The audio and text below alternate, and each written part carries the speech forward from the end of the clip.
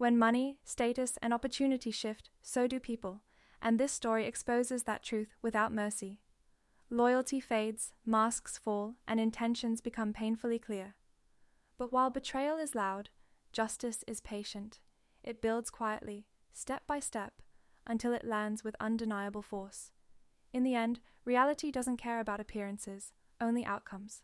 The very day Marcus Bennett brought another woman into his house, he gathered his 3 children.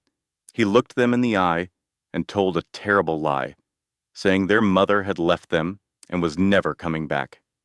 But his wife was hundreds of miles away, completely unaware of what was happening. At that very moment, 7 months pregnant, she was holding her father's hand as he took his last breath. She had no idea the locks on her own front door had been changed. She could not possibly know that a stranger was now sleeping in her bed. What she did not realize was that in just 3 days, her entire world would be turned upside down, transforming her into one of America's most powerful women. The one thing Marcus was completely ignorant of, the secret nobody in that home could ever have imagined, was the true identity of her father. The man who had just passed away was the legendary Richard Ashford. He was the billionaire tycoon behind a $30 billion corporate empire. And now, all of it, every single property and every last investment, belonged to just one person, his daughter. This was the same woman Marcus had just locked out of her own home. The same woman whose cherished family quilt, a gift from her grandmother, was now crumpled in a trash bag in the garage. And this was the same woman whose 11-year-old son was hiding in his room, frantically trying to copy his height chart onto a piece of paper, desperate to save it, before the new woman painted over their family's history. But if you believe this is just a story about getting even, you are in for a big surprise. Claire did not scream or fall apart. She did not grab her phone in a panic. She did not even try to beg him to let her come home. Her first duty was to give her father a dignified burial. After that, she carefully reviewed every legal document, 1 page at a time. She sat through meetings with all her lawyers. Only then did she enter a magnificent ballroom where 600 of the nation's most influential people were gathered, walk onto the stage, and watch her husband's face as he finally understood the colossal mistake he had just made. What she did next was so crushing, he would never recover from it. This story will show you 3 separate times when Claire was pushed to her absolute limit. You will watch her win twice, only to have victory cruelly torn away from her. But each step leads to a triumphant ending that will have you on your feet cheering. So do not go anywhere. You are not going to want to miss a single moment of this. Now, there is a profound and important lesson for you in this story. Being quiet does not mean you are weak, and being patient does not mean you have surrendered. The person who holds the true power in any room is rarely the one making the most noise. It is the one who understands timing, who knows the precise moment to speak, to make their words change everything. If you have ever felt overlooked, underestimated, or discarded by someone who should have cherished you, then this is for you. If this story is connecting with you, could you please do something for me?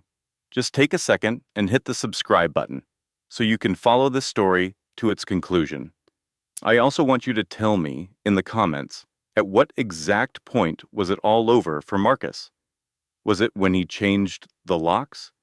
Was it when he tossed out that family quilt? Or was it when Claire took that stage? I promise I read every single comment, and I always learn so much from what you have to say. And please, share this with anyone you know who needs to hear it. Follow me through this whole story, and you will see how the gentlest stream of water can eventually break the strongest rock.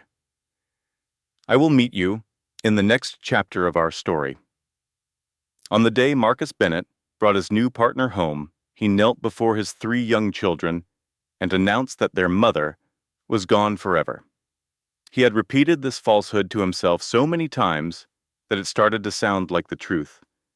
He had spent 3 whole days rehearsing in the mirror, perfecting his tone of voice and creating the ideal expression of a heartbroken husband, even though he felt nothing. And by the time he delivered his act in the living room, his wife had spent a decade lovingly creating.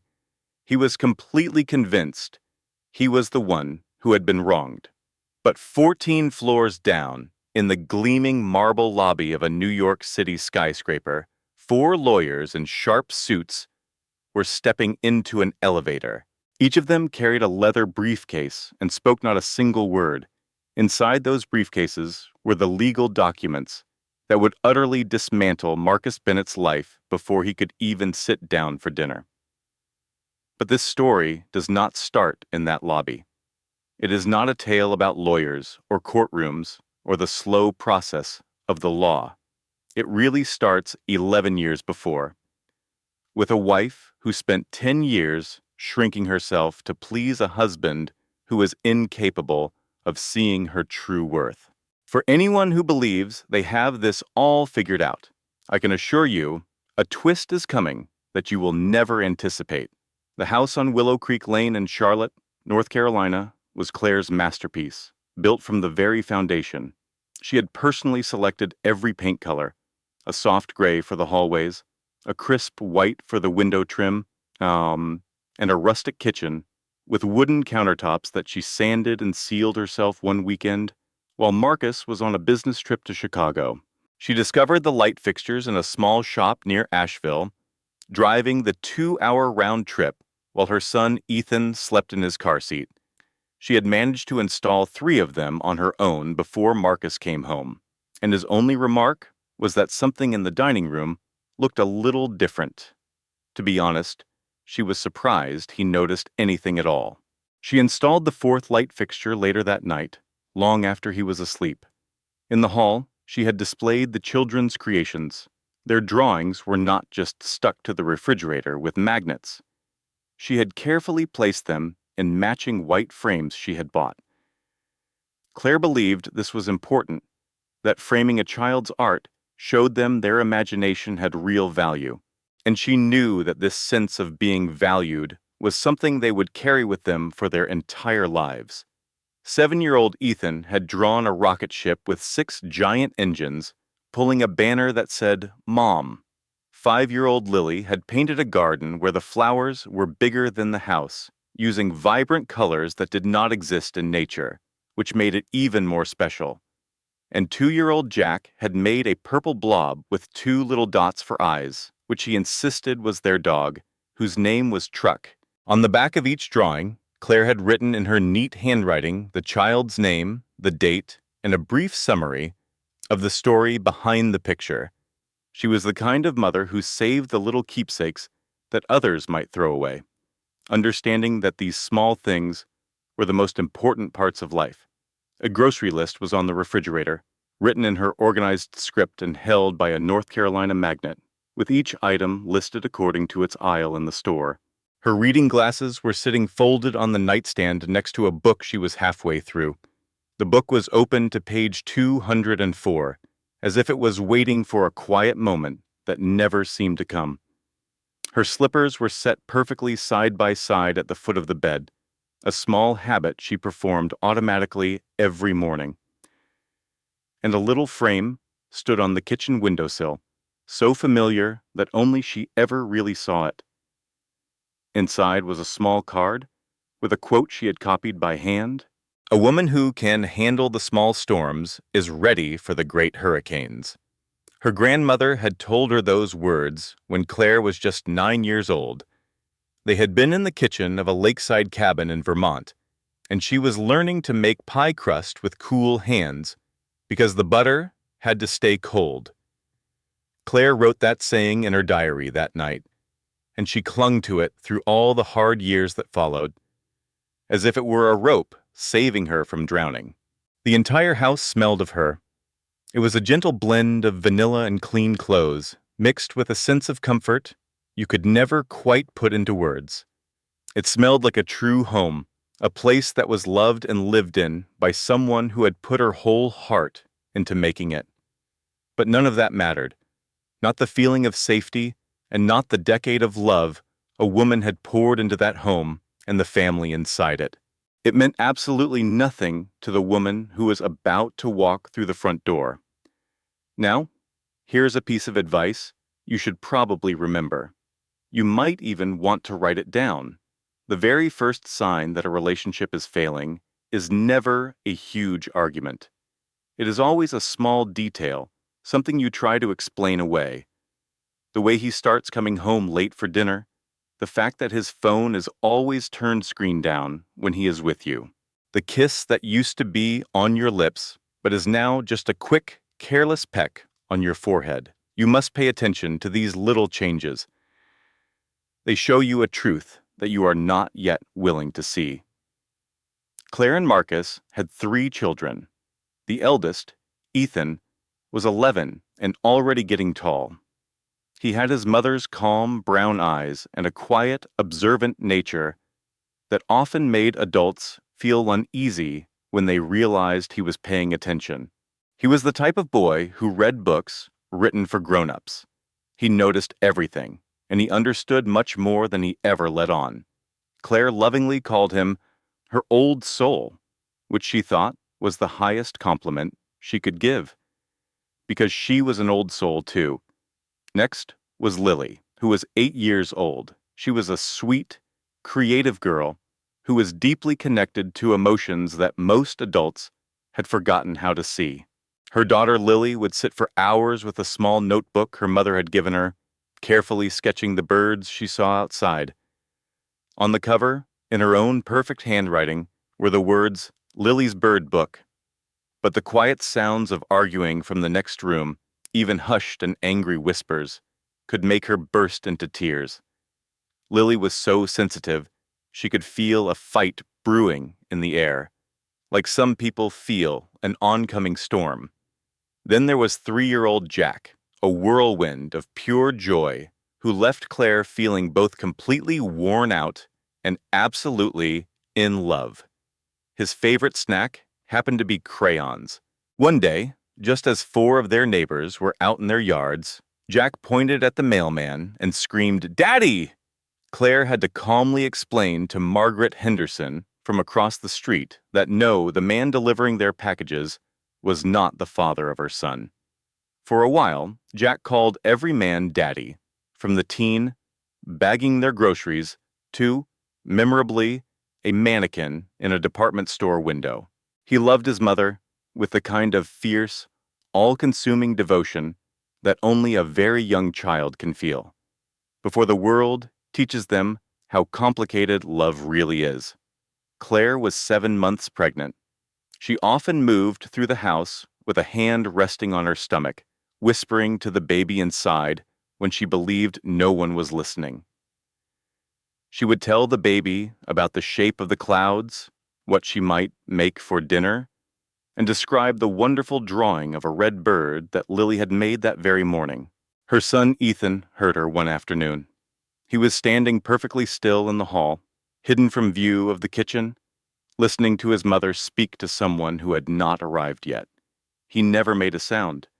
He just stood there for a moment, a profound sadness filling his 11-year-old eyes, before he turned and quietly slipped away.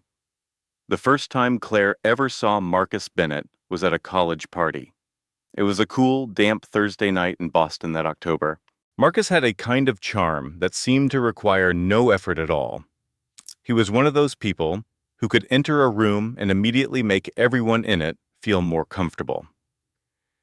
He had a big, honest smile and a remarkable talent for listening that made you believe you were the most fascinating person he had ever met. He was ambitious and funny, and when you are just starting to fall for someone, that kind of energy pulls you in like a magnet. Claire was completely captivated before she even got halfway through her second glass of wine. But when it was just the two of them, a much softer, surprisingly gentle side of him would appear. He would carefully tuck a strand of hair behind her ear as she spoke. On their second date, he remembered her coffee order perfectly without her saying a word. He laughed at all of her quirky jokes, the ones that usually went over other people's heads. And that is the most dangerous charm of all, the kind that makes you feel as if you have finally been truly seen. She fell hopelessly in love with him, with every single part of him. It was the way people fall in love when they are young and full of hope, truly believing that the person they see in the beginning is the person they will have by their side forever. But Marcus had no idea about the one thing Claire had never told him. Her father was Richard Ashford. Anyone who followed American business over the past 30 years knew that name. A Forbes magazine article had once described him as the most powerful and private man in real estate. He had built his enormous empire from absolutely nothing, one property at a time, through 3 decades of relentless work and uncommon patience. He was a man who refused to take shortcuts, a rule that cost him opportunities in his early days, but ultimately made him a legend. Richard Ashford was wealthier than most people could possibly imagine. Yet Claire's childhood was not what you would expect. After her mother passed away when she was only 6 years old, her grandmother Helen was the one who raised her. She did not grow up in some giant mansion in Connecticut, but in a cozy little house on a lake in Vermont. It was a simple 4-bedroom home on a peaceful lake, where their nearest neighbor was a kind retired teacher who would bring them a warm pie every single Sunday. Helen Ashford had always taught her that having money without having character was not a gift, but a trap that could lead you to ruin. Claire could still picture her grandmother's strong, wrinkled hands kneading dough in the kitchen as she explained, "Money that you did not earn yourself will do one of 2 things. It will either make you lazy or it will make you a target. You must always make your own way in this world first." That way, her grandmother would tell her, you will always be certain of who loves you for you, and who is only in love with what your family's name can offer them. Claire treasured that piece of advice. It was as important to her as her grandmother's secret recipe for pie crust and the memories of watching the sun rise over the lake on cool autumn mornings. She never once forgot it. For that reason, she only ever told Marcus that her father was in the property business. She finally introduced them over a quiet lunch just before their wedding. For exactly 1 hour, Richard Ashford sat at the table across from Marcus. He drank a single cup of black coffee, asked 4 very sharp questions, and said almost nothing else. That evening, he flew home. Later, as Claire was washing dishes, her father stood in the kitchen doorway and said softly, "He loves how you make him feel." He paused for a moment before adding, "Just make sure he also loves you when you are not making him feel anything at all." Claire simply nodded, believing she understood exactly what he was saying. It would take her the next 11 years to finally realize that her father had seen something in that 1 hour that she had been unable to see for years. The first few years of their marriage were wonderful, filled with love and the thrill of starting a life together. Right from the beginning, Claire started a small consulting business, carefully building it one client at a time. She was raising their 3 children, Kofi, then Lily, and then little Jack. She turned their house into a true home, a place that was always filled with comfort and laughter. She thought she was happy, but in hindsight, she realized she was truly happy, while Marcus was just comfortable. She had not yet learned that those are 2 completely different states of being. The first crack in their marriage showed up around year 7. Marcus received a big promotion and began working late, which seemed completely understandable at the time. In the 8th year, he began to criticize small things, like the clothes she chose to wear. "You used to put in more effort," he would say. He started to second-guess how she handled the children, claiming she was too easy on their son.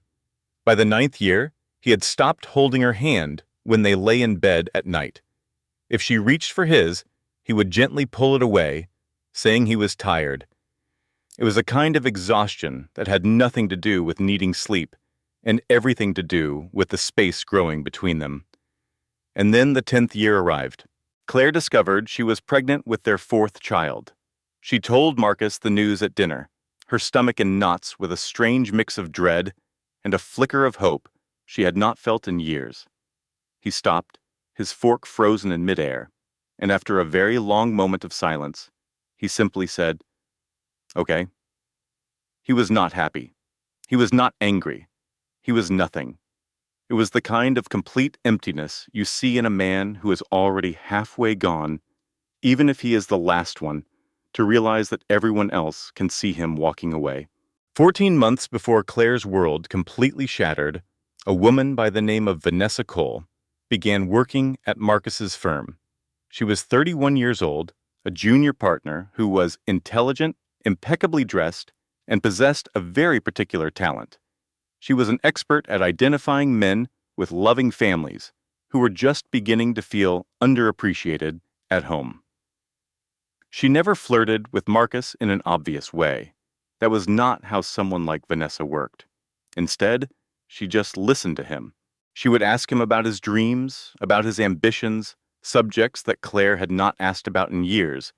It was not that Claire had stopped caring. It was because she had already heard the answers so many times she knew them by heart.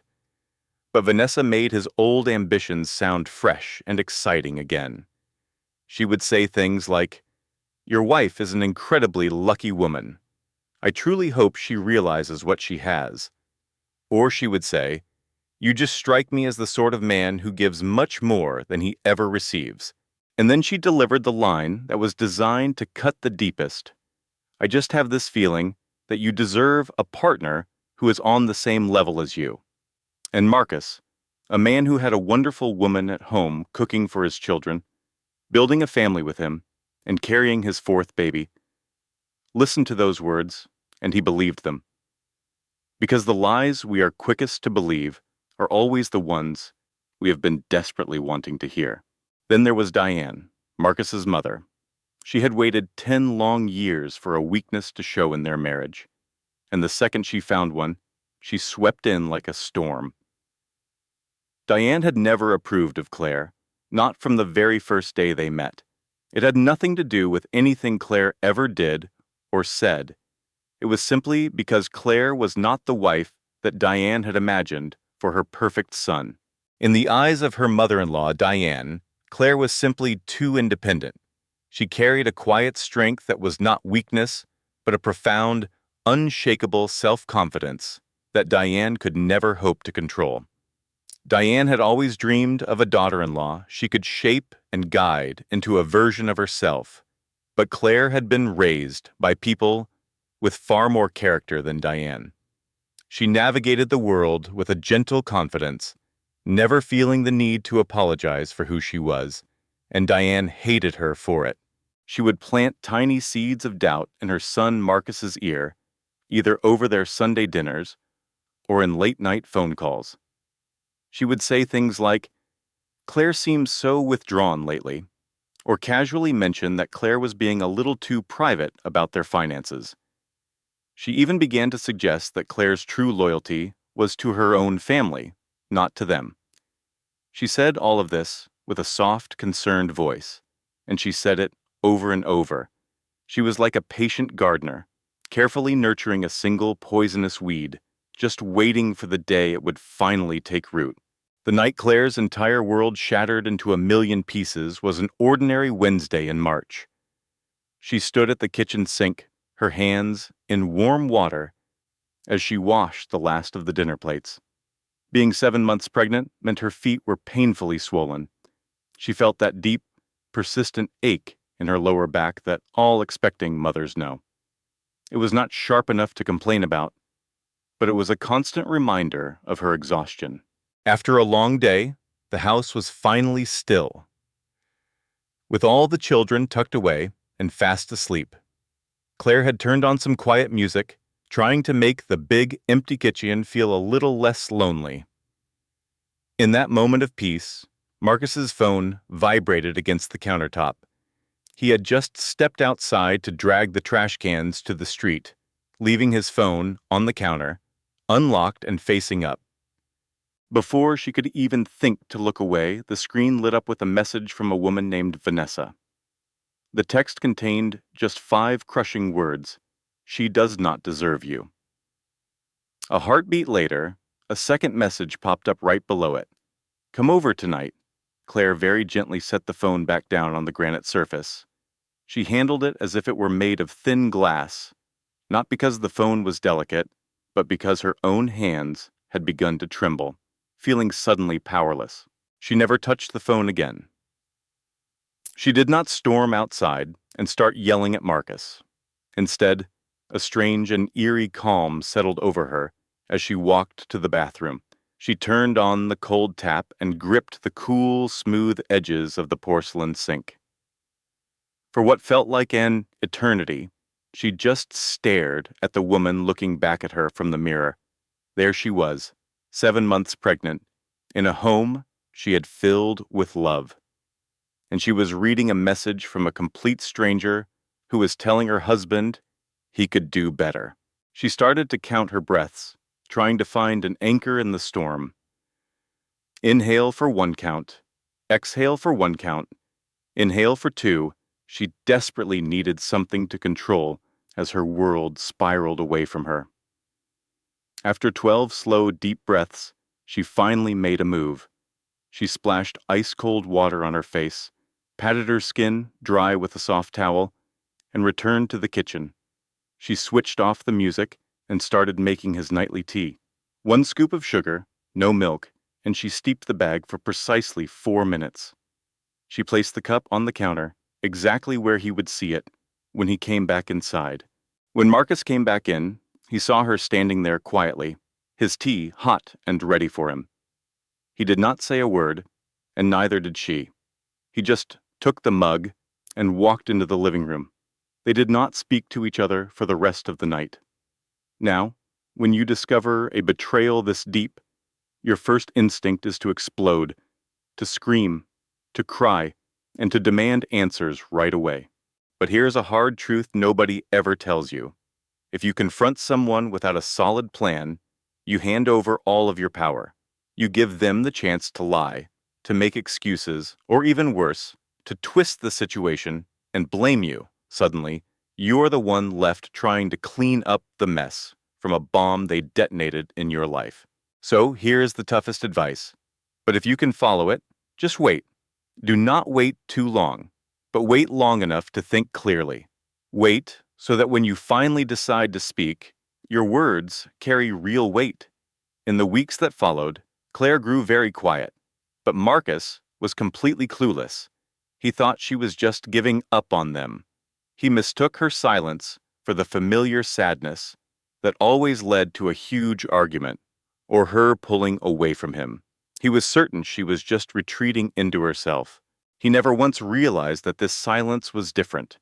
Claire was no longer trying to start conversations that he would only ignore anyway. She no longer reached out to hold his hand in the dark as they lay in bed. What she did start doing, though, was making a lot more phone calls. She would always step out onto the back porch to talk. Her voice was quiet, but confident, with a new tone of determination. As Marcus watched her drift away, the only thing he felt was a sense of relief. And that single emotion, that feeling of freedom, was all the confirmation Claire needed to know her worst fears were true. When the person you are supposed to love starts to pull away, you are meant to feel a wave of panic. You are supposed to be terrified of losing them. The fact that Marcus felt relieved proved their marriage was already dead in every way that truly mattered. Claire was simply the last one to finally accept the truth. The phone call that changed everything came on a Tuesday afternoon. Claire was in the kitchen, humming a song from the radio while she carefully made a sandwich for her daughter Lily's school lunch. Suddenly, her phone buzzed. The name on the screen read Thomas Whitfield, and a tight knot instantly formed in her stomach. Thomas Whitfield was her father's lawyer. He would never call her on a Tuesday afternoon unless something was terribly wrong. Richard Ashford had suffered a severe stroke at his home in Greenwich, Connecticut. He had been found in his study, sitting in his favorite leather chair with his reading glasses still perched on his nose. In that instant, something inside of Claire just clicked. She always handled a crisis with a calm and clear mind. She refused to waste any energy on panic. Instead, she focused only on what she needed to do next. In less than an hour, she had a bag packed for herself. She had already called the school to let them know about Ethan and Lily. She cooked and portioned out 5 days' worth of dinners, labeling each container before stacking them neatly in the freezer. She wrote a short, simple note for Marcus about their son Jack's doctor appointment on Thursday, an appointment he had already missed twice.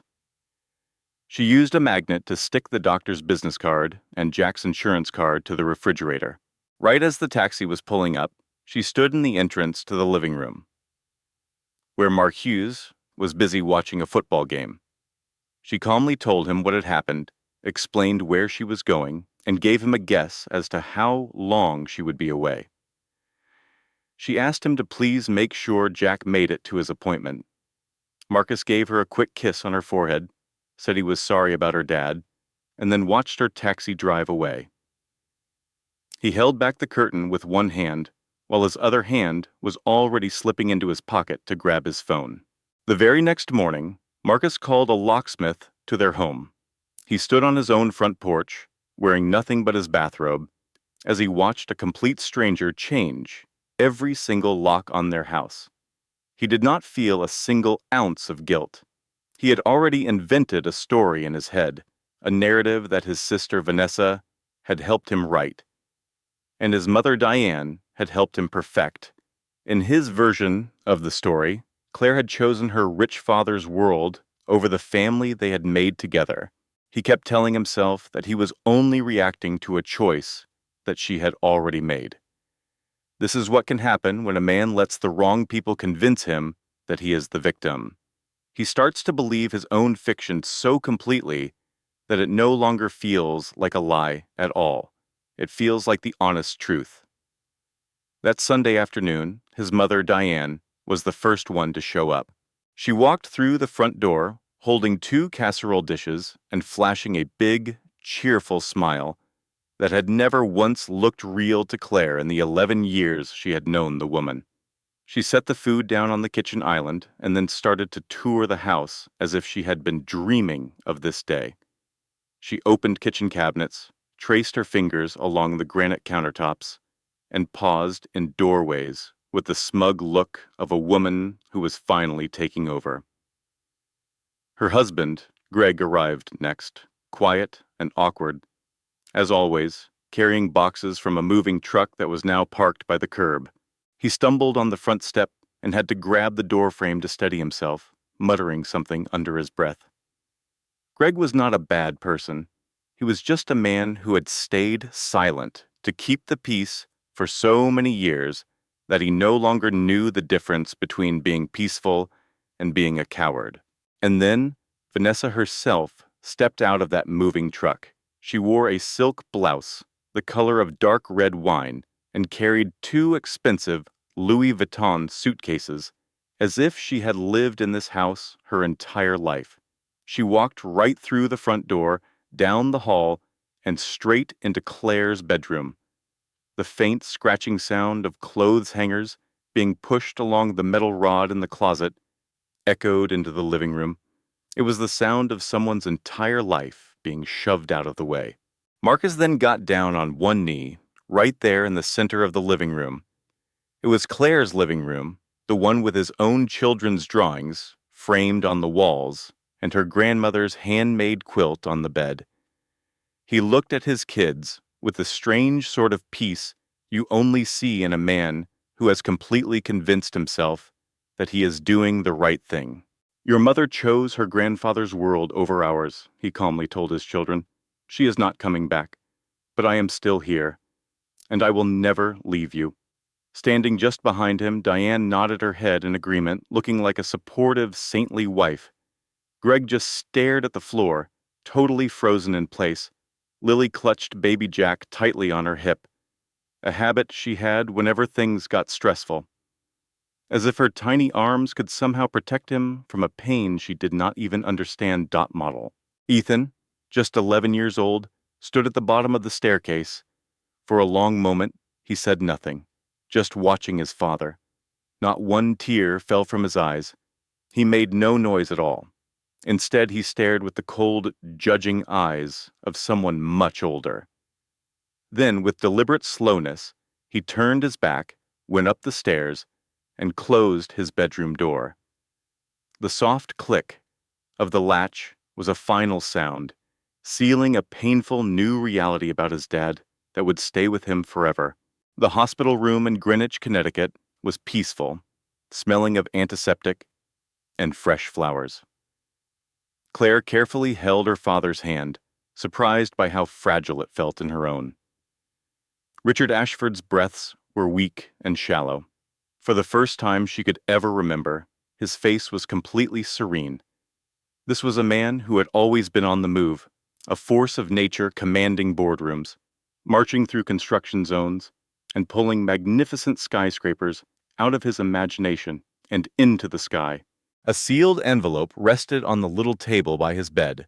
Her name, Claire, was written across the front in her father's perfect, unmistakable script. It was the same handwriting she knew from all her birthday cards and the encouraging letters he sent when she was in college.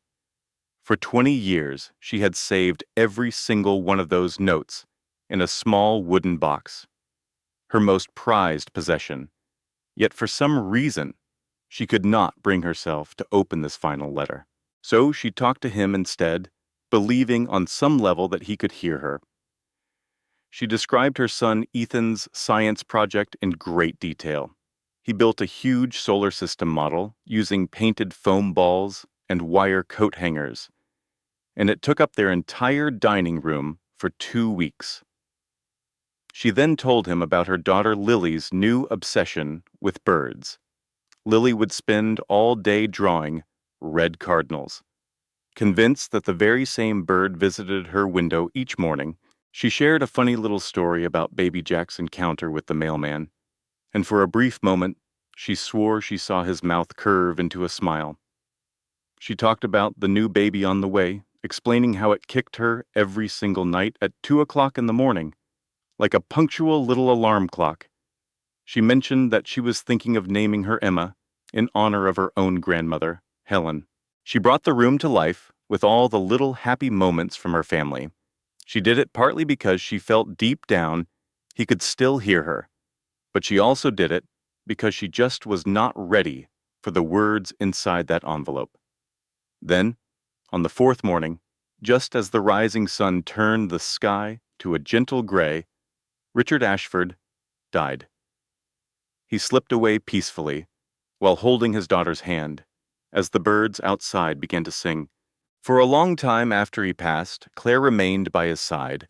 She refused to cry, making a deal with herself to save the tears for when she was alone. It was a private grief, the kind that silently tears you apart. When she was ready, she picked up the envelope. It contained 3 things: a handwritten letter from her father, a bulky set of legal documents, and a second, smaller envelope. That one had Ethan's name on it, along with a short note that said, "Give this to him when the time is right." The legal papers laid everything out in plain, simple terms, a fact later verified by a lawyer named Thomas Whitfield. Every stock, every business, every property, and every trust was meticulously detailed. The entire Ashford fortune, estimated by experts to be worth $30.2 billion, belonged to one person now: Claire Ashford. It was all left to his daughter, his only child, who had never wanted his fortune, only his company. All she had ever asked of him were the things he could teach her with his words and his actions. Claire read through the entire stack of papers 2 separate times. Afterward, she put them neatly back on the table. She moved to the window and stared at the Greenwich sky. A brilliant golden sunrise was beginning, oblivious to the fact that her entire universe had just been destroyed and remade. But she did not book a flight home. Not yet. First, she had a father to honor and bury, and second, a new plan was starting to take shape in her thoughts. It was a plan that no one in her life would have ever seen coming. For the next 2 weeks, Claire remained in Connecticut. She organized a fitting and beautiful memorial for her father, believing a man like Richard Ashford earned a 3-day tribute. People he had secretly supported for years came from every corner of the globe to share their stories, revealing a part of her father she had never seen. She also made sure to have a meeting with each and every board member. She took her place in his office chair, sat at his massive desk, and examined every paper in his personal study. She was enveloped by his books and the family pictures he treasured. Anytime she came across something she did not understand, she asked questions until it made sense. She had a quiet determination about her. This was not a performance for show. She was simply taking in the amazing legacy her father built over 3 decades. She allowed that power and knowledge to become a part of her. That knowledge settled inside of her, creating a foundation that was powerful and could not be broken. She only allowed herself to cry once. It was late at night, just before her flight back to Charlotte. Alone in his dimly lit study, she held her grandmother's ring. Her eyes landed on a framed photo on his desk. It was her, on the day she graduated from college. Her graduation cap was crooked, and she was in the middle of laughing at something her father had just whispered to her. In the picture, Richard was looking at his daughter with a unique kind of pride. It was not a loud or boastful pride. It was the deep, strong pride a father has for his child, and you could see it plainly on his face. She stared at that photo for what felt like forever. Then she carefully placed it back on the desk, rose to her feet, and smoothed her dress. In that quiet instant, she stepped into her new role as her father's true heir. But her quest for justice had barely begun. Before Claire Ashford could ever find peace, she first had to pass 3 brutal tests. These trials were so difficult that they would have shattered a weaker person.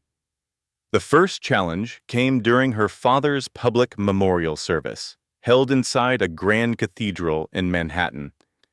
The church was filled with 600 guests, from senators and the heads of Fortune 500 companies to the swarm of reporters waiting on the front steps. At the front of the church, Claire faced the crowd. She wore a simple black dress over her 7-month pregnant belly. She delivered a moving tribute to her father, her voice unwavering and filled with a profound and bottomless love. After she finished speaking, a deep, respectful quiet settled over the entire cathedral for 10 full seconds. That is precisely when Diane Bennett chose to make her entrance. She had arrived from Charlotte uninvited. She strode directly up to Claire in full view of many influential guests and offered a sympathy card with a perfectly rehearsed look of sorrow. "Claire, I am just so terribly sorry for what you are going through," Diane said. She spoke just loud enough for everyone standing near them to hear every word. Marcus wished he could be here, but he is completely overwhelmed taking care of the children by himself. We all are. It has just been an awful time for our family while you have been gone. Every word was a tiny poisoned arrow. She said this publicly, in front of powerful people who had no idea what was really happening. She was making Claire look like a mother who had walked out on her own kids. Only a few hours passed before a story was published on a popular high society website. It was skillfully worded to not mention anyone by name, but it described the daughter of a tech tycoon who seemed strangely distant from her family during her time of mourning. The piece hinted that her marriage was on the verge of collapse. Immediately, Claire's phone began to ring and vibrate non-stop. It was friends, acquaintances, and even some of her husband's business partners. They all wanted to know if she was okay. But the real question behind their calls was, how could you abandon your children? At the same time, back at her home on Willow Creek Lane, a woman named Vanessa was already redoing the master bedroom. The gorgeous quilt that had been in Claire's family for generations was now wadded up in a garbage bag in the garage. Lily's sweet bird drawings were ripped from the hallway walls, and the height chart on the pantry door, where a devoted mother had penciled in 10 years of her children's growth, was completely painted over. One fresh coat of stark white paint had erased a decade of a mother's devotion. That evening, her son Ethan called. He used the carefully controlled voice of an 11-year-old boy who is fighting back tears with everything he has. "Mom, when will you be home?" he asked. "Very soon, my sweet boy, I promise you," she replied. For a moment, there was just silence on the line. Then he added, "She put Grandma's quilt in the trash." Claire closed her eyes, squeezing them shut. "I got it out of the garbage," he continued. "It's hidden under my bed." Another long silence followed. "Mom, are you still there?" "I am here, my love," she whispered. "I will always be here for you." When the call ended, Claire sat on the side of her father's bed and finally let herself break down. It was not silent crying. It was the raw, ugly, soul-crushing sobs of a woman whose world had been shattered. Her sobs were the kind that racked her entire frame, the kind that make you scream into a pillow so no one can hear your world shattering. She was 7 months pregnant. She had just buried her own father. Her children were being told she had walked out on them. And another woman was in her house, systematically wiping away every trace that she had ever existed. There are times when all of life's worst moments seem to collide at once. The weight of sorrow, betrayal, and complete powerlessness can feel impossible to carry. When this happens, the absolute worst thing to do is make a decision based on an emotion that will fade. It is okay to cry. It is okay to break down for a little while. But never make a permanent choice in the middle of an emotional hurricane. And never forget, every storm eventually runs out of rain. For Claire, the tempest in her soul finally quieted down around 3 in the morning. She walked to the bathroom sink and splashed cold water on her face. She placed a single quick call to her lawyer, Thomas Whitfield, and then she began to make a plan. She thought the hardest part of her battle was over. She had no idea that it was only just beginning. Her best friend, Sophie Parker, picked her up at the Charlotte airport that Thursday morning. Sophie talked without stopping for the whole 40-minute car ride. Sophie gave her friend a very serious look. "Claire, you have $30 billion. That is a 3 with 10 zeros behind it. You could buy his entire company just to tear it down and build a parking lot. You could purchase the land next door and put up a huge statue of yourself. All I am saying is, you have options. Very, very expensive options." A hint of a smile touched Claire's lips, but it vanished. She picked up her phone to call Thomas Whitfield before she even got out of Sophie's car. The inheritance her father had left her was now officially in her name. She now had a world-class legal team, a bottomless supply of money, and the full weight of the Ashford family name behind her.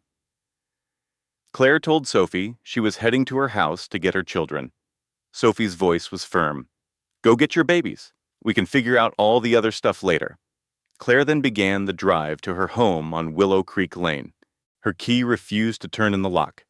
Of course it did.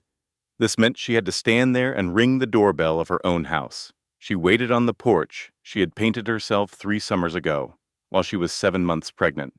Marcus eventually opened the door. Diane stood right behind him, with her arms crossed tightly over her chest. She wore an expression that was supposed to look like concern. And down the hall, Vanessa was sitting on Claire's sofa. She was drinking coffee from Claire's favorite mug, as if she already owned the place. Marcus handed her a single folded piece of paper. It was a temporary restraining order he had filed himself.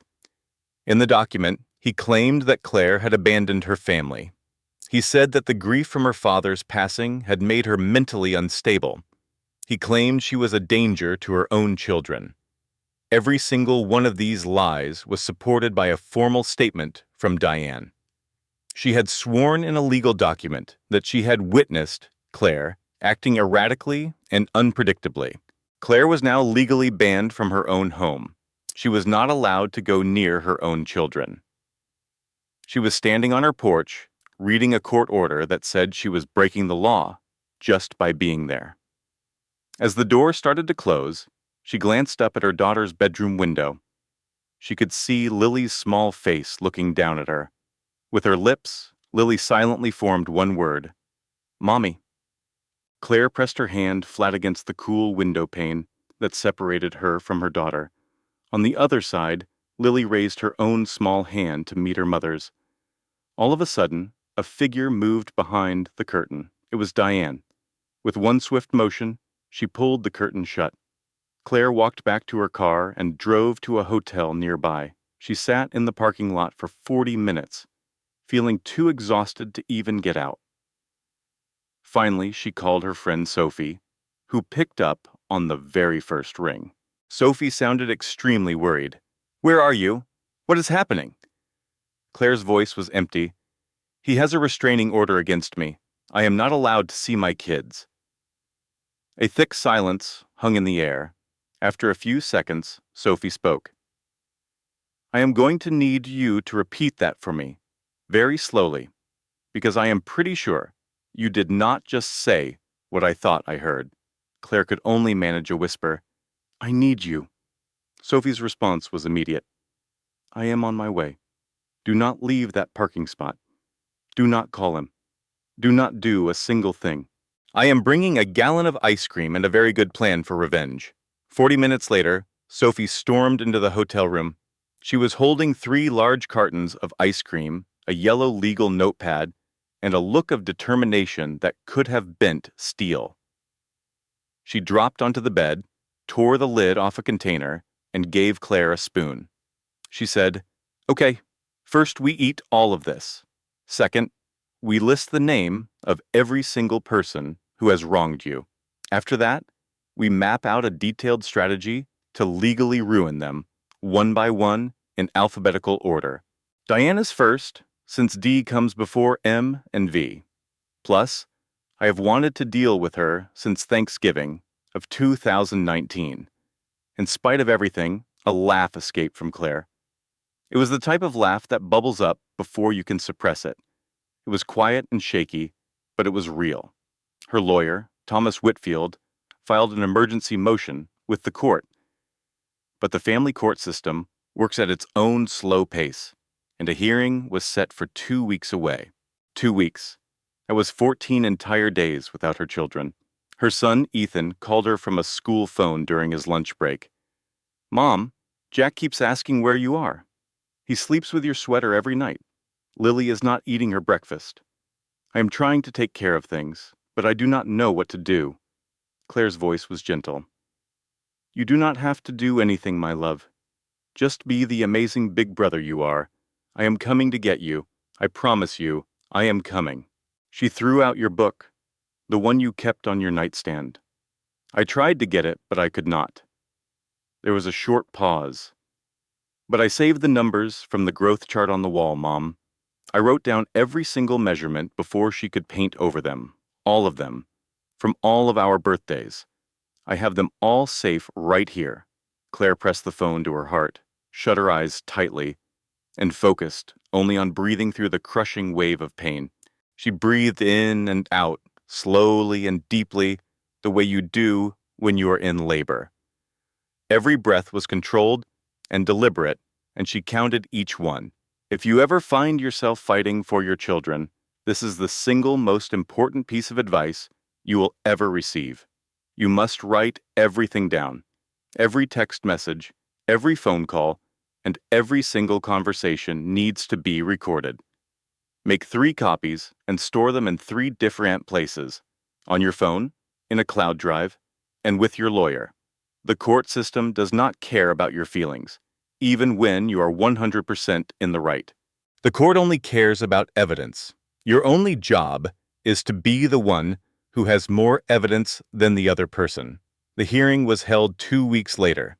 It took Thomas Whitfield's legal team only 40 minutes to completely tear apart Marcus's case. The judge was not at all convinced by Diane's sworn statement. He noted that traveling to care for a parent who is dying is not considered an abandonment by any law on the books. The restraining order was thrown out immediately. The judge awarded Claire temporary sole custody of the children.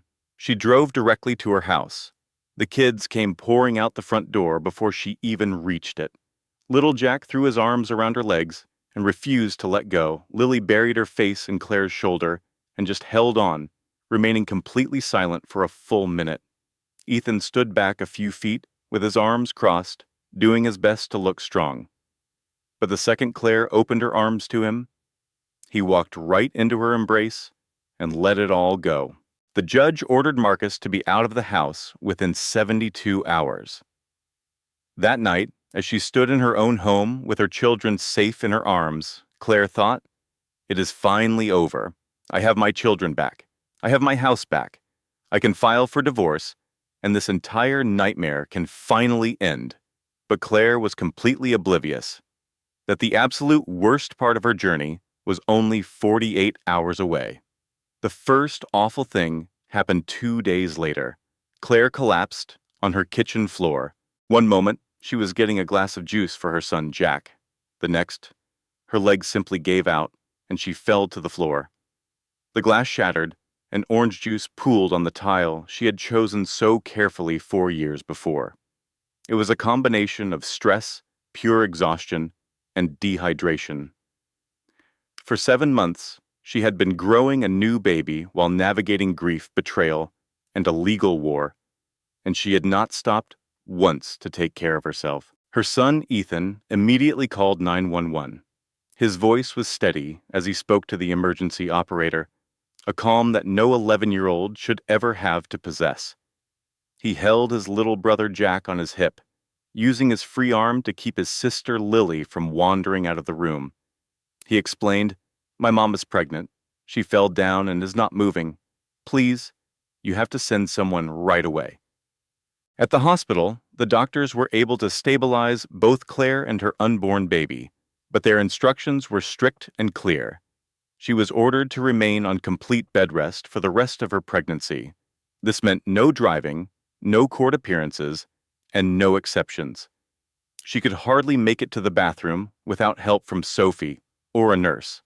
Less than 24 hours later, Marcus's lawyer filed a new motion, arguing that Claire was physically unable to care for her children and demanding the court give Marcus emergency custody.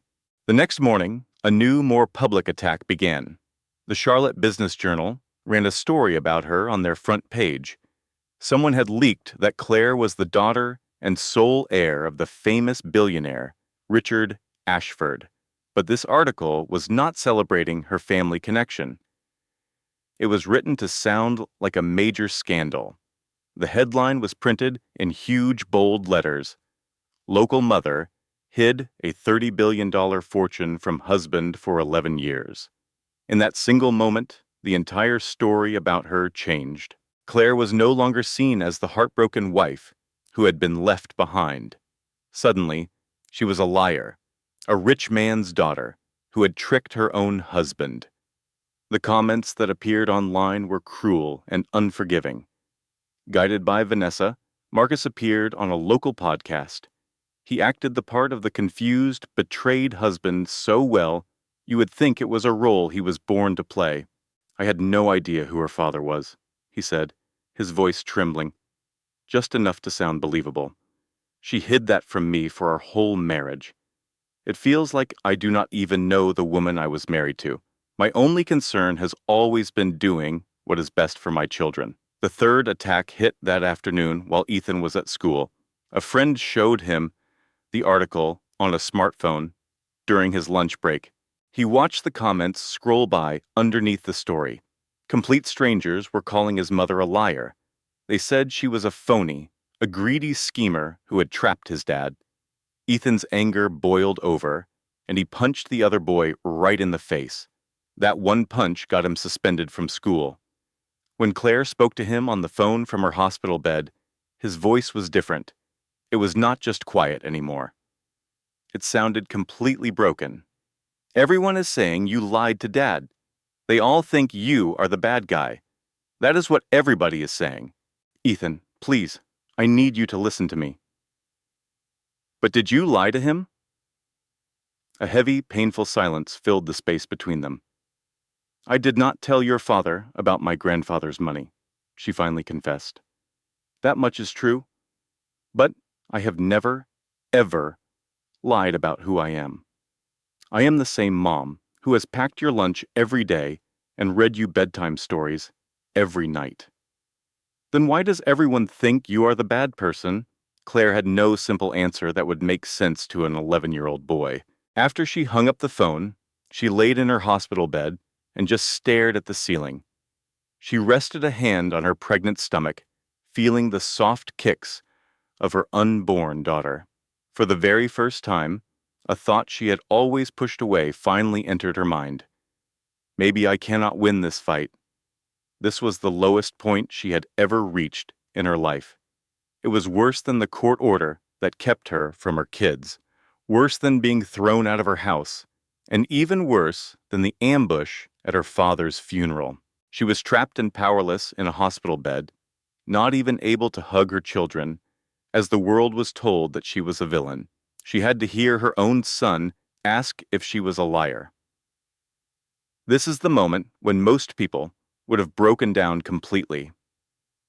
Claire Ashford did not break down, but she was so close to the edge that she could feel the cold, hard ground waiting below. When the world turns against you and spreads a false story, your first urge is to shout the truth, but that is the wrong thing to do, at least in the beginning. Public opinion is like the tide. It comes rushing in, but then it always goes back out. Court records, however, are permanent, like words carved in stone. You must focus all your energy on the stone and simply let the waves of public opinion crash around you. The truth is a very patient thing. It will be waiting for you when the right time comes to share it. Claire could not move her body, so she started to build her plan from that hospital bed. She continued her work from a guest room at Sophie's house during the last weeks of her pregnancy. She gave quiet and exact instructions to her lawyer, Thomas Whitfield, and his team. It was a lesson her grandmother had taught her years ago. The most significant moves are often made quietly, far from any spotlight. She hired a team of special accountants to investigate Marcus's finances. They found out he had been secretly taking money from their shared bank account for 11 months. He had used that money to buy Vanessa a new car, to pay for her apartment, and to fund their secret trips, expensive dinners, and jewelry gifts. Claire had even found one of the receipts months earlier, but decided not to say anything. At that point, she was no longer looking for evidence to start a fight with him. She was gathering evidence to be used against him in court. A private investigator confirmed that Vanessa was living in their family home on Willow Creek Lane. She was sleeping in Claire's bed, driving Claire's car, and was even wearing a necklace that once belonged to Claire's grandmother. Vanessa had just found it in a jewelry box and put it on as if it were a cheap trinket from a department store. It required a team of computer experts to uncover the truth, which was hidden in 14 months of text messages that Marcus and Vanessa had tried to delete. But one single message revealed everything. Marcus had sent it on the exact day that Claire left home to be with her dying father. The message had only 4 words, but they were absolutely devastating. She is gone. Go time. Through all of these terrible days, Sophie visited Claire every single day. She made it her personal mission to try and make her friends smile again. One afternoon, Sophie was looking through bank statements on Claire's laptop. "Oh, you have to be kidding me," she said. "He spent $4,200 on a weekend trip to Hilton Head with Vanessa. $4,200. Claire, I have seen photos of this woman. She is not a $4,000 weekend type of person. She is more like a 2-for-1 happy hour special on a Tuesday." "Sophie, please stop." Claire sighed, feeling completely exhausted. I am serious. If you are going to ruin your marriage, you should at least do it with someone more impressive. This is an insult to you, to your children, and to your bank account. Despite everything, Claire managed a small laugh. But then, another piece of information was discovered that made her smile disappear instantly. It was the one detail that transformed her deep sadness into a cold, hard rage. The information came from the family counselor appointed by the court. The counselor's report noted that their son Jack, who was only 3 years old, had started calling Vanessa Mama. This was not a mistake. It was not a toddler getting confused. Marcus was teaching him to do it. He was actively encouraging his son to call another woman his mother. He was doing this while Claire, the boy's actual mother, was pregnant with their daughter and using every bit of her strength just to see him again. There is a kind of anger that runs much deeper than sadness or a broken heart. It is a feeling that is more powerful than the pain of being betrayed. It is the fury a mother feels when she discovers that someone is trying to erase her from her own child's life. That type of anger is like a force of nature. Once it appears, it will not rest until justice has been served. Just 3 weeks after learning this, Claire gave birth to a beautiful and healthy baby girl. She named her Emma, which was her grandmother Helen's middle name. Her friend Duffy was in the room with her, holding her hand, while a framed photograph of her father sat on a nearby table. Claire allowed herself time to heal and get her strength back. Then, when Emma was 8 weeks old, she knew it was time. The Ashford Foundation was hosting its yearly charity gala at the Plaza Hotel in Manhattan. And for the very first time in the foundation's history, the event had a new person in charge, the chairwoman, Claire Ashford. The guest list included the most powerful people in the country, with 600 of the most important names in business, charity, and media planning to attend. Claire had an invitation sent to Marcus's company, but she made sure her own name was not on it. The invitation simply said it was from the Ashford Foundation. Marcus had seen that name on various documents over the years, but he never paid it any attention. That was because Marcus Bennett was the type of husband who had never, not even once, been curious enough to ask about his own wife's family. As Claire got ready for the event that evening, Sophie stood behind her, watching her reflection in the mirror. You are about to enter a ballroom with 600 people in it, Sophie said, and you are going to inform your future ex-husband that you are worth $30 billion. And he is going to be standing right there with his girlfriend. This is definitely the most expensive revenge plan in history, and I plan to enjoy every single second of it. Claire just calmly adjusted one of her earrings, her movements smooth and steady. This is not about getting even, Sophie, Claire said in a low voice. Well, maybe it is a little bit about getting even, and there is nothing wrong with that. When revenge is handled with elegance, it remains elegant. It just also happens to involve some very expensive lawyers. For most people, the grand ballroom of the Plaza Hotel could be a nerve-wracking place, but for the extremely wealthy, it was just a familiar space to play. Huge crystal chandeliers filled the room with a warm, golden light. The tables were covered in perfect white tablecloths and decorated with fresh peonies and hydrangeas. Near the entrance to the ballroom, a string quartet played beautiful music. Waiters dressed in tuxedos moved silently through the guests, holding silver trays filled with champagne. They parted around the people like a river splitting around stones. Marcus showed up with Vanessa attached to his arm. He had on his finest suit and a smile filled with self-assurance. He carried himself like a man who thought he belonged in any room, no matter how exclusive it was. He saw his company's name on a table near the back of the room and felt a small, pleasing sense of pride. Next to him, Vanessa looked right at home. Her sharp gaze moved all around the ballroom, quickly judging the cost of every dress, every piece of jewelry, and every person she laid eyes on. Diane was also in attendance. Marcus had used his influence at his company to secure an invitation for her. Diane stood near the front of the ballroom, sipping her champagne. She moved with a phony grace, like someone who thought being close to money made her rich. On the other side of the room, Greg was at the bar, quietly drinking a dark liquor. He had his usual look of a man who would rather be on a different planet.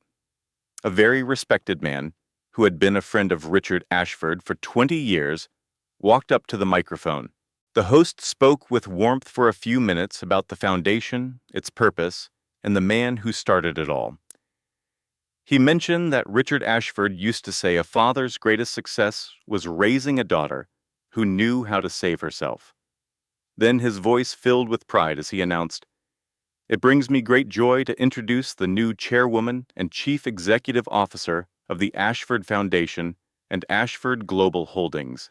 On the opposite side of the ballroom, a pair of large doors swung open. Claire was standing in the doorway. She wore a custom-made gown of ivory silk. The dress was simple, but full of grace, which perfectly matched her personality. As she began to walk across the room, the entire room fell completely silent. Soon the quiet was broken by the sound of chairs moving, as everyone rose to their feet. The clapping started at the front tables, from the people who knew exactly what was happening. It grew quickly into a huge ovation, with all 600 guests standing and clapping for her. United States senators and chief executive officers of major corporations were on their feet, applauding. The most powerful lawyers and philanthropists in the nation were adding to the sound. Even the people who did not know who she was could feel the amazing authority she had in that room. Marcus, on the other hand, was frozen solid. His champagne glass stopped halfway to his lips. Vanessa's smile completely vanished from her face. It was like watching a block of ice melt away on a hot street, just disappearing into nothing. A sudden flush of heat came over Diane, and she clutched Greg's arm with both her hands. Greg just looked down at the floor, whispering, "I tried to tell you. I said this whole thing was going to be a disaster." Claire reached the podium and looked at all the faces in front of her. She did not even try to find Marcus in the crowd. She did not need to. For the next 12 minutes, she talked about her father. She spoke about what a legacy really means. She explained it as creating something not only for yourself, but for the future generations of your family. She shared a lovely memory from her grandmother's lake house in Vermont, remembering how it felt to shape pie dough with cold hands. She told the crowd about a saying written on an old index card that she had saved for 25 years. The card read, "A woman who can endure small hurts is strong enough to overcome great ones." Then she brought up a very special quilt, but she did not explain who made it or what its story was. She simply said, "My grandmother made a quilt that our family has loved for 40 years. A short while ago, someone who did not understand its worth threw it into the garbage.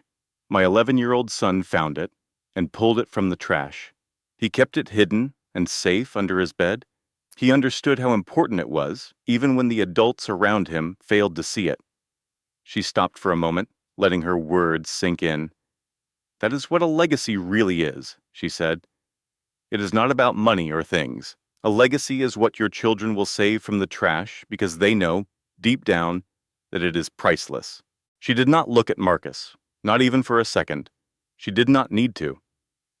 At this point, every single person in that ballroom knew what was going on. They understood her meaning perfectly without her having to explain it.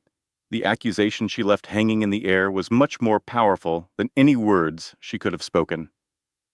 After her speech was over and the applause died down, a string quartet started to play.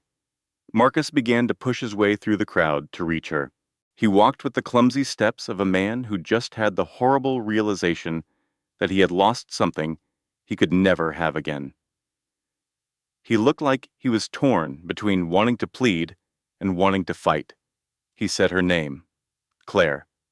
She turned to face him, and then, as if they appeared out of thin air, 4 lawyers were standing next to her. They moved with the calm confidence of a team that had practiced for this exact moment, a moment Marcus was completely unprepared for. The main lawyer, Thomas Whitfield, was a man with handsome silver hair and a suit that fit him perfectly. His posture alone showed his 31 years of legal experience. He simply gave Marcus an envelope. Marcus took it, his hand shaking just a little. He opened it and found 5 separate documents inside. The first was a request for a divorce, written so well that there was no way to argue against it. The second was a custody agreement, already signed by a judge, that gave Claire full custody and only allowed Marcus supervised visits. The third paper was a detailed financial report. It showed every single dollar that Marcus had secretly taken from their joint bank accounts. It even showed every payment he had sent to Vanessa. His entire betrayal was laid out clearly in the columns of a spreadsheet. The fourth was a legal notice about the house on Willow Creek Lane.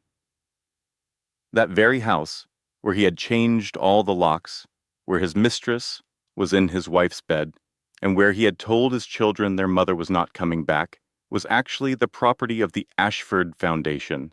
The foundation had owned the deed to that house for the past 8 years. Her father had arranged everything quietly after meeting Marcus just one time for an hour over coffee. That one meeting was all her father needed to see exactly what kind of man Marcus was. He wanted to be sure that his daughter would always have a safe place to go. Claire had never needed that protection until now. Marcus was given 30 days to leave the property. The final page was a court order that forbid Vanessa Cole from speaking to the media. It also had a short message from Thomas Whitfield that said, "The Ashford Foundation employs 340 lawyers. I am very confident we can resolve this matter without getting every single one of them involved." Marcus just stood there, unable to speak, in his expensive suit in the Plaza Hotel ballroom, holding 5 sheets of paper. After 11 years of marriage, Marcus Bennett had absolutely nothing left to say. For a fleeting moment, Claire's eyes met his. They held no anger, no satisfaction from winning, and not even a clear sign of her pain. But the sadness was unmistakable. It was a profound ache she would have to carry for many months ahead. That sorrow would be like the beautiful shattered fragments of something she once treasured. She looked at him the way a person looks at a memory, something that was once theirs, but is now gone from their life for good. That single look was their final communication, the very last thing that would ever pass between them. Then she turned her back on him and started to walk away. Her lawyers instantly created a protective barrier behind her, filling the space she left just as water swallows the spot where a stone has sunk. The party went on around them as if nothing had happened, and Marcus was left standing there, completely by himself, at last realizing the immense power of his wife's prolonged silence. This was not some cruel twist of fate. Fate suggests that chance had a role to play. This was the direct result of his own decisions, and a result is simply a matter of cause and effect. Marcus lost the house.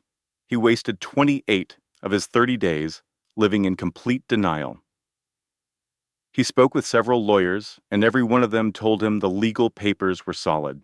He tried to call Vanessa, but after a little while, she no longer took his calls. He called Diane, who offered him a lot of opinions, but no real help. He ended up in a rented apartment in a far-off part of town that felt more like a temporary waiting room, because he never learned how to make a place feel like a home. He had only ever lived in spaces that were built for him by someone else. Now he was finding out that the man he was without Claire was much less of a person than he had ever believed. Vanessa's departure was abrupt and icy. With no more access to the house, the money, or his social circle, and facing 340 lawyers, the arrangement had lost its appeal. She filled her designer bags and was gone, giving almost no excuse, because women like Vanessa never think they owe anyone an explanation. The financial experts put all the pieces of the puzzle together. As the divorce went on, the investigators found a very disturbing pattern.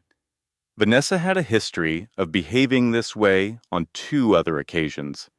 She had run the exact same play in 2 different marriages.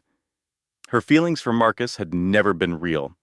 Their entire relationship was just a carefully planned deception. Standing in his own driveway, Greg watched Vanessa load her last suitcase into her car and offered a small, defeated wave. She drove off without even a look in her rearview mirror. He whispered to himself, "Of course. It all makes perfect sense now." Diane left a voicemail for Claire that was 4 minutes long. She spoke about God, the importance of family, her future grandchildren, and how forgiveness was the greatest virtue of all. Claire listened to the entire message from start to finish. When it was over, she called Thomas Whitfield and gave him one clear direction. She wanted the custody documents to specifically state the negative role that certain family members had played in turning her children against her. She never called Diane back. Greg, on the other hand, sent her a very brief text message. It said only this: "There was something I should have told you. I am so very sorry."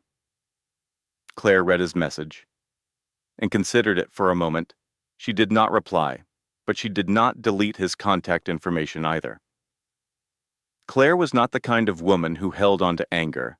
She was the kind of woman who believed in being precise, and there is a huge difference between the two. But the most shocking discovery was hidden in her father's personal papers. Tucked away among Richard Ashford's files, Claire discovered a letter he had written 2 years before he died. The letter revealed that he had hired a private investigator right after his one and only lunch meeting with Marcus. That investigator's report had exposed Vanessa's entire scheme, a whole 11 months before Claire ever discovered that text message on her kitchen counter. Richard had known the truth the whole time, but he had not said a word about it to Claire. His letter explained why. "You are my daughter. You have the right to find the truth for yourself and to decide your own path. I was never going to take that power away from you. What I could do, though, was prepare a safe place for you to land when you were ready. The house, the foundation, and the whole team of lawyers had been put in place for her, for it was a father's quiet act of love, reaching from the past to the daughter he had trusted completely." Claire read the letter just once, folded it carefully, and put it inside the wooden box where she stored all his other letters. Then she sat in the profound quiet for a very long time. It was now a Saturday morning, exactly 1 year later. It was the kind of beautiful Saturday that can only be appreciated by someone who has been through a trial that was meant to destroy them and did not. Claire is sitting at the kitchen table in her house on Willow Creek Lane. The home has been lovingly and perfectly restored. Her grandmother's quilt is back on her bed, right where it should be. The height chart is on the pantry door again, and every single pencil mark was recreated from the notes Ethan had carefully saved. Every birthday, every new height for each of the children, and one brand new little mark near the very bottom. That mark belonged to baby Emma, who was 6 months old and 26 inches tall. Lily's paintings of birds were once again hanging on the walls. New artworks were displayed among the old ones, showing just how much her skill had blossomed. She had started taking art lessons. Claire had just wrapped up a video conference with her board of directors. She was confident, well-spoken, and in complete control. She had the quiet confidence of a woman who had earned her place at the head of the table. Claire shut her laptop, leaned back in her chair, and took a long, peaceful breath. In that moment, Jack burst in from the backyard, clutching a flower he had just pulled from the garden, its roots still covered in soil. He presented it to his mother with a look of immense pride, as if he were giving her a priceless gift. Claire's gaze shifted from the muddy flower to her son's happy face, and then she laughed. It was not a small, quiet laugh, but a genuine, deep laugh, filled with pure, unrestrained happiness. It was the sound of someone who was finished with pretending, and had at last started to live her own truth. Lily followed him inside, holding baby Emma on her hip. She was perfectly copying the way she saw her mother carry the baby, already learning how to be a source of comfort to someone else. Ethan was the last one to come in. He leaned against the doorframe with his arms folded, just soaking in the scene of his mother and his siblings. The constant look of worry had finally vanished from his face. He asked in a gentle voice, "Are you okay, Mom?" Claire looked at her oldest son, the one she knew she could always count on. He was the boy who had saved a quilt, memorized a height chart, and never once asked for explanations that were not his to have. He had simply offered her his complete trust, without ever asking for a reason. "I am more than okay, my sweet boy. I am exactly where I need to be." And the truth was, she had been there the whole time. She had never screamed with rage. She had not gotten into a nasty battle over the house. She felt zero need to prove her value to a man who should have recognized it long ago. She just waited with an incredible amount of patience, and when the right moment finally arrived, she shut the door softly, in the same gentle way she always did after her children had fallen asleep. Emma was in her crib, and Jack was sound asleep, with one of his shoes still on. Lily mumbled a sleepy goodnight as Claire passed by her room. Then Claire paused at Ethan's doorway. He was sitting up in his bed, reading a book. "Ethan," she said, her voice soft. "Yes, Mom?" "Your grandfather left you something. I was planning to give it to you when you were older, but I believe you are ready for it now." She handed him a small wooden box. Inside, he discovered a letter from Richard Ashford and a check. The memo line on the check just said, "For the boy who saved the quilt." Ethan opened the letter and began to read. We do not see every single word, but the final sentence is perfectly easy to read. "You must take care of your mother." The letter went on to say, "Not because she is weak. She is the very opposite of weak. But the people we love the most have to be reminded that they are loved. And very often the strongest people we know are the very last ones to hear it." Ethan folded the letter with care and looked up at his mom. He gave her a single, decisive nod. It was the nod of a boy who had just come to a deep understanding of the man he hoped to be. Claire softly stroked his hair, turned off his bedside light, and went back into the hall. For the first time in what seemed like an eternity, the house felt like a true home once again. If this story made you smile, please subscribe to our channel. And tell us in the comments, when did you figure out that Marcus had lost everything that was truly important? We cannot wait to bring you another story very soon. As a final note, this story was carefully researched, written, and edited by our creative team. We put all our energy into making powerful stories with real emotions and important lessons. Every character, every scene, and every word was picked to entertain, inspire, and remind you that your worth is never determined by people who cannot see it. Thank you for joining us and for listening. Model.